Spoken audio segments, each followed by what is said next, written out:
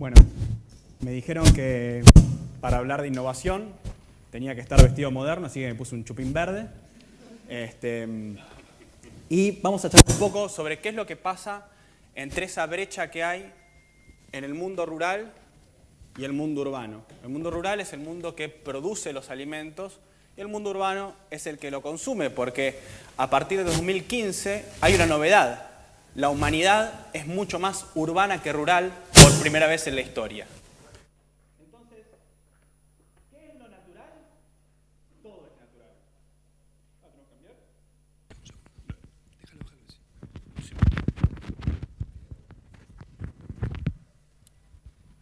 ¿Ahora estamos bien? Ahora te electrocutan. ¿Ahora me electrocutan? Ah, está. Ah, queda muy mono esto. Bien. Bueno, como les decía antes, hay una brecha entre lo que pasa en el mundo rural y lo que pasa en el mundo urbano. Y hoy la humanidad es por primera vez en la historia, más o menos desde el 2014-2015, más urbana que rural. Y en la ruralidad es donde se producen los alimentos y en la urbanidad es donde se consumen.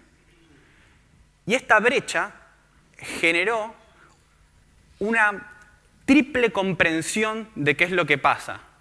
Los urbanos tienen una idea de cómo se producen los alimentos, que en general es naif y habla de esa uva especialmente seleccionada a mano, cosechada a mano para llegar al mercado, y tienen un temor sobre cómo efectivamente se producen los alimentos. Y por otro lado está la realidad de cómo se producen los alimentos. ¿Qué es natural? Hoy todo es natural. Todo lo que comemos, todo lo que nos rodea es natural. Ahora, ¿qué es salvaje? Absolutamente nada. A mi derecha, la banana salvaje. Muy pequeña, con semillas. A la izquierda, la banana domesticada por el hombre. Más grande, sin semillas. La frutilla, salvaje, domesticada. Esta domesticación data de 1780 más o menos. En Francia cruzaron la frutilla salvaje chilena, chiquitita, muy roja, muy dulce, con la frutilla salvaje norteamericana, blanca, cuadrada, grandota. Después tenemos el maíz salvaje y el maíz que los aztecas domesticaron. La manzana salvaje, también muy chiquita, mucha semilla, no era muy dulce, la manzana domesticada que comemos nosotros. La palta, la salvaje, puro carozo. La domesticada, pura carne. La lechuga. Mira la lechuga original, la lechuga domesticada. Ahora, somos una máquina de crear naturaleza controlada. Esta foto la saqué en el Día de la Madre, en un country, donde todo es natural, pero nada es salvaje. Hasta el lago fue creado por el hombre e imita la naturaleza. La vegetación que vemos ahí es la vegetación que el hombre se imagina que tiene el delta. Es naturaleza controlada, producida por el hombre. Entonces, la naturaleza viene del concepto latín natura, que los romanos asociaban a lo nacido, por oposición a lo creado, la cultura. Entonces, a mi derecha está lo que antiguamente se interpretaba como naturaleza, y a mi izquierda lo que se interpretaba como cultura, como lo creado por el hombre. La nueva naturaleza es la naturaleza de lo incontrolable versus lo controlado. Y hoy hay una serie de fenómenos de la naturaleza que no hemos logrado controlar, como el sol, como las mareas o como un virus. Por oposición, hay muchas cosas creadas en la naturaleza que el hombre controla profundamente. Por ejemplo, la vaca Holando, especialmente diseñada para producir leche, la zanahoria naranja, crujiente y dulce, inventada por el hombre en más o menos 1790, 1780 también. La lluvia, que los chinos lanzan algunos misiles al cielo y la producen. Y el fuego, que es lo primero que aprendimos a controlar prácticamente. Después está la inteligencia artificial pensada en Japón en la década de los 80 con el robot Asimo, el auto que nos permitió vencer la ficción de la geografía, la luz eléctrica que nos permitió vencer a la noche y la píldora anticonceptiva que nos ayuda a regular el ciclo menstrual de la mujer. Después los humanos hemos creado cosas que ya no controlamos, como el tráfico, o las redes sociales como Twitter y Facebook, o los virus de computadora, o los mercados financieros. Son fenómenos colectivos creados por el hombre sin planificación centralizada y por lo tanto incontrolables. Entonces, el futuro de la agricultura pasa por este nuevo dilema. ¿Qué es lo que podemos controlar? Y a mí me gusta mucho la historia de cómo se gestó posiblemente el primer transgénico argentino. La científica Raquel Chan, del Instituto de Agrobiotecnología del Litoral, se especializó en mapear la cadena de ADN del girasol y encontró un gen que lo aisló porque ella entendía que ese gen le enseñaba al girasol a administrar mejor el agua en momentos de estrés hídrico, que es el término técnico que los ingenieros agrónomos usan para no llueve.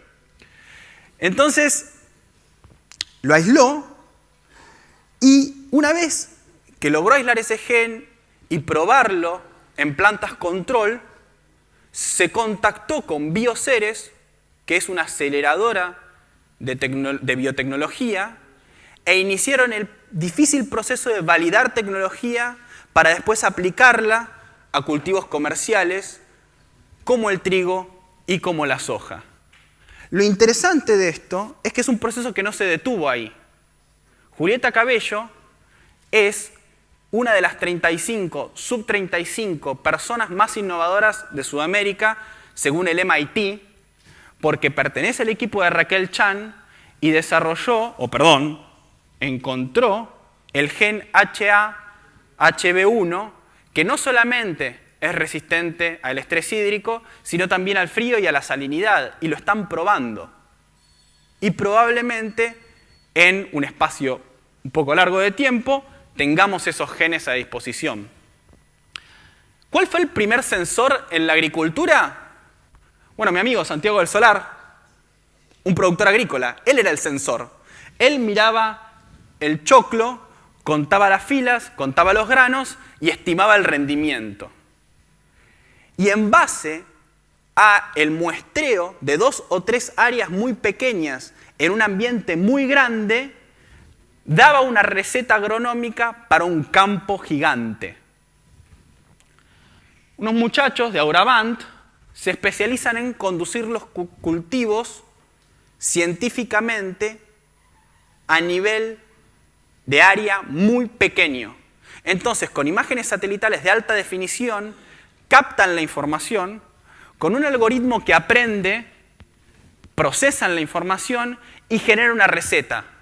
Las zonas de rojo más oscuro que ustedes ven en ese gráfico son las zonas que requieren mayor nivel de fertilización, mientras las zonas más claritas son las que menos nivel de fertilización requieren.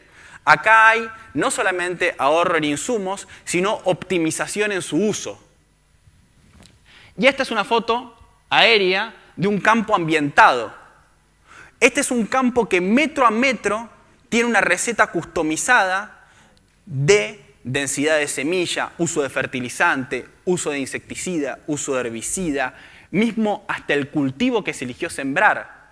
Esto era inviable hace 20 o 30 años. Les hablé que uno de los grandes problemas de la humanidad eran los procesos colectivos no controlados y el agro tiene una dificultad con la logística y acá hay otra innovación que es Umber, que es como una especie de easy taxi de camiones, un marketplace de camiones. Esto es espectacular. Esto permite transparentar el precio de las transacciones y optimizar el uso del capital invertido y la hora hombre del conductor. Acá tenemos unos ejemplos, por ejemplo, de Hacienda de alguien que pide llevar hacienda desde Junín a Buenos Aires, o grano desde Venado Tuerto a Rosario, o también grano desde Chascomús a un molino en Tandil. Ahora, ¿qué impacto tiene la innovación en la economía? Bueno, a mí siempre me gusta contar el ejemplo de la cosecha de 100 millones de toneladas. Cosechar 100 millones de toneladas de grano en Argentina nos demanda 3 millones de viajes ida y vuelta de camión del campo al acopio, al puerto, al molino. Y esos 3 millones de viajes de camión tenemos calculados que requieren de más o menos entre 32.000 y 36.000 camioneros, que cobran una masa salarial de 720 millones de dólares. Recorren más de 2.000 millones de kilómetros, consumen más o menos 295 millones de litros de gasoil, cambian cada año 319.000 ruedas, comen y duermen, se gastan 110 millones de dólares en viáticos de la forma más federal posible en todas las rutas del país. ¿Ustedes imaginan tener la cantidad de estaciones de servicio que tiene el país si no cosecháramos todos los años 100 millones de toneladas de grano? Cuando uno suma el movimiento económico de mover el grano del campo a destino, se encuentra con más o menos 1.700 millones de dólares por campaña, que es lo mismo que la Argentina exportó en siderurgia en todo el 2013. Nosotros, con Sebastián Senesi y Luis Mogni, hicimos un trabajo estimando el potencial productivo de la Argentina al 2025, utilizando información generada por Global Technos y la Global Yield Gap Initiative, que calcula la distancia entre la productividad actual y la productividad potencial de cada hectárea del país. Y nos encontramos con la posibilidad de que produzcamos 180 millones de toneladas de grano sin aumentar una sola hectárea de agricultura. ¿Y eso cómo se logra? Bueno, podemos partir ese crecimiento en dos. La rotación sostenible, que es aumentar el área de cereales mientras disminuimos un poquito el área de oleaginosas. Y también tenemos la inyección masiva de conocimiento, como el que les comenté. Pero si hacemos o una cosa o la otra, nunca vamos a pasar de las 140 millones de toneladas. Requerimos de políticas públicas que incentiven la rotación de cultivos y además de incentivos económicos y de regulación que nos permita atrapar la innovación que hay y llevarla a la producción en los campos. Pero por sobre todas las cosas, necesitamos que no haya un dilema entre lo urbano y lo rural, como les comenté en un inicio. ¿Querés diseñar el iPhone? ¿O querés ensamblarlo? ¿Estás seguro que vas a poder generar tanto trabajo ensamblando iPhones? Ese es el primer tractor operado con GIS sin conductor. Y vienen muchos más como estos.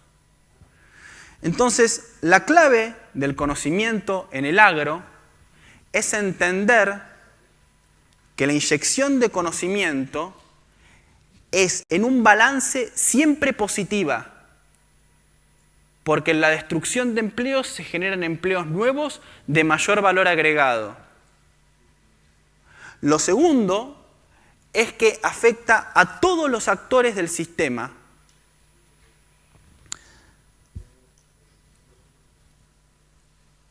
Y los afecta elevando significativamente sus ingresos. ¿Por qué? Porque la hora trabajada con conocimiento es por definición una hora más productiva. Y en el fondo, ¿cuál es el objetivo final del desarrollo económico? Elevar los ingresos de la población. Entonces, el conocimiento en la agricultura es clave para el desarrollo, sobre todo en un mundo extremadamente competitivo, donde la aparición de cisnes negros, como por ejemplo la hamburguesa hecha a partir de moléculas vegetales, no garantiza que Argentina sea el proveedor preferido de alimentos del mundo. Pueden reemplazarnos. Entonces es clave que apoyemos la generación, el desarrollo, la difusión y la implementación de conocimiento para estar en las cadenas, en las zonas de las cadenas conocimiento intensivas de los agronegocios, para capturar el valor fundamental de los agronegocios y posicionarnos mucho mejor ante cualquier shock externo que tengamos. Muchísimas gracias por su tiempo.